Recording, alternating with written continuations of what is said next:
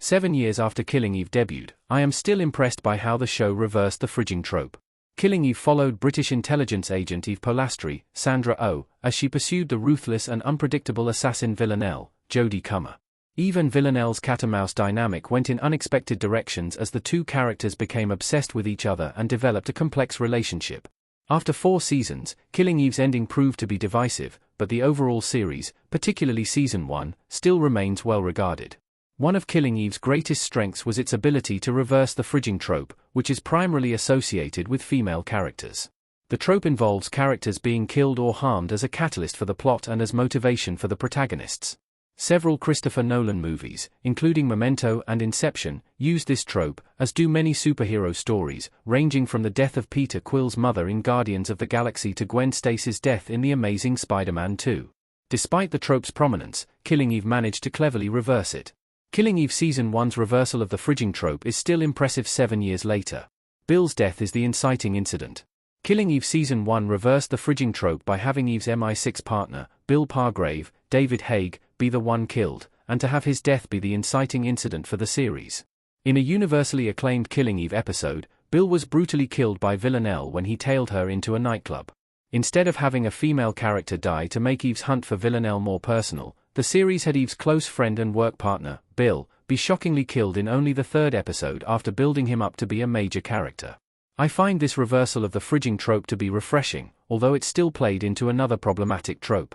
Bill revealed earlier in episode 3 that he was queer, telling Eve that I just fall in love with whoever I fall in love with. Bill's death falls into the bury your gays trope, which sees queer characters being killed or harmed to service the development of the overall plot or other character arcs. I cannot overlook this problematic aspect of Bill's death, but his demise did effectively reverse the fridging trope with female characters. Killing Eve reversing the problematic fridging trope set the tone for the entire series. It set a precedent for the stories of Eve, Villanelle, Carolyn, Nico, and Kenny. By emphasizing early on that the female characters would not be fridged, Killing Eve set the tone for empowering its female characters. From beginning to end, Eve and Villanelle were the most nuanced characters and consistently received the most focus in the series. Their development was never shortchanged to service male characters.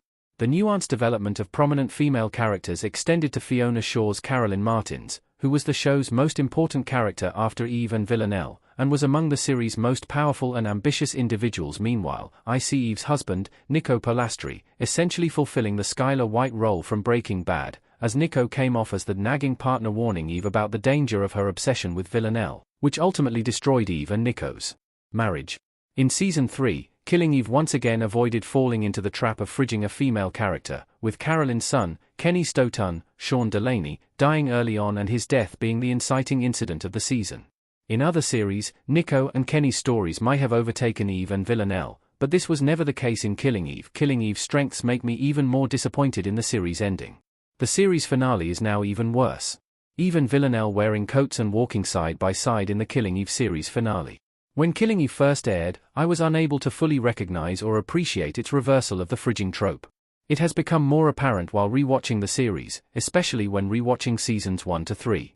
However, this makes Killing Eve's ending even more disappointing. The main source of disappointment in Killing Eve's series finale was Villanelle's death. Not only did her demise feel abrupt and unearned, but the show's core relationship was destroyed, and the leading female characters were stripped of their power. Even worse, Season 3 reversed the fridging trope with Kenny, but there was no clear or satisfying resolution for his death before the series ended, particularly with Carolyn being behind Villanelle's murder in the finale. This left major Killing Eve mysteries unanswered, on top of undermining the development of Eve and Villanelle. I now find Killing Eve's ending to be even more frustrating and perplexing when recognizing how well the show subverted the fridging trope throughout the majority of its run.